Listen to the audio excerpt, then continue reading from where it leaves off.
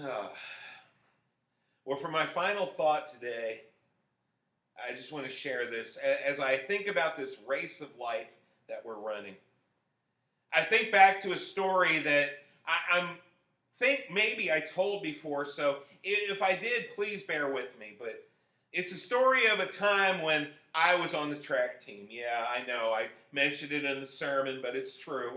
I know it doesn't look like it now, but I used to be. I used to be what they called a distance runner, which meant I ran the half mile, the 2 mile, and sometimes the 2 mile relay.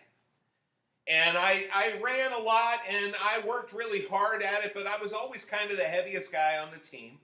I got a couple seconds, I got a couple thirds, but there was one thing I never did. I never won a race. And so there we were. It was my last track meet ever, last one of my senior year.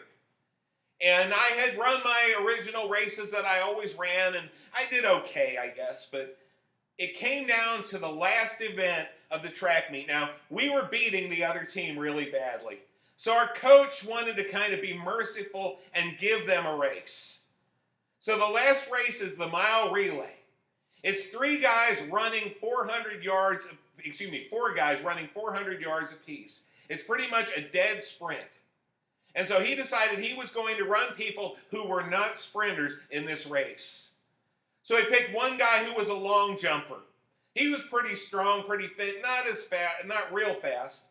And then there was another guy. He was a shot putter. So, he was big and strong and muscular. But again, those bigger guys usually weren't really that fast. And then he put a hurdler in. This guy was probably the one who was most qualified to run the race.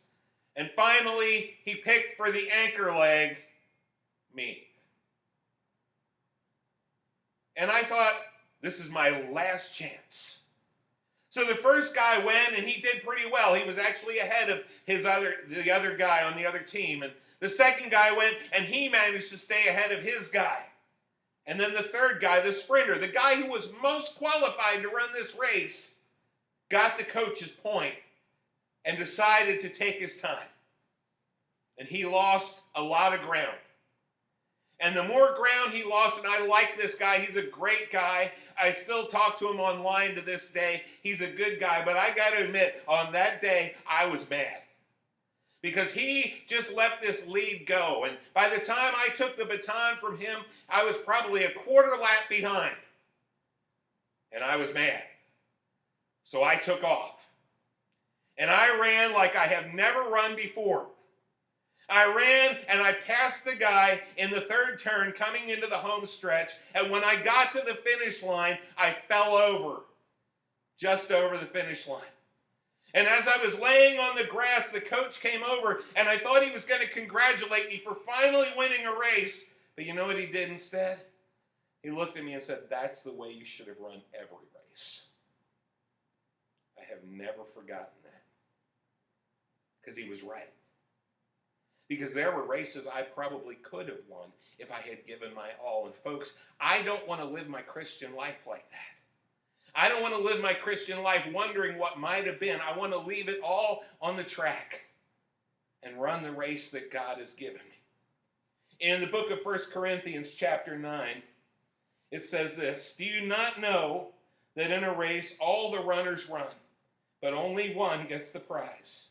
Run in such a way as to get the prize. Everyone who competes in the games goes into strict training. They do it to get a crown that will not last, but we do it to get a crown that will last forever." Brothers and sisters, that's what we need to do. We need to run this race that God has put before us for all we're worth. This is Memorial Day. This is a time when we remember. We remember those who have gone before, and I have to tell you the truth. We need to make sure that we are living memorable lives, doing the best we can, sowing into the next generation, and running for all we're worth. So let God use you that way. Run for all you're worth. Give the race to God and do your very best. And be sure to give Him the glory.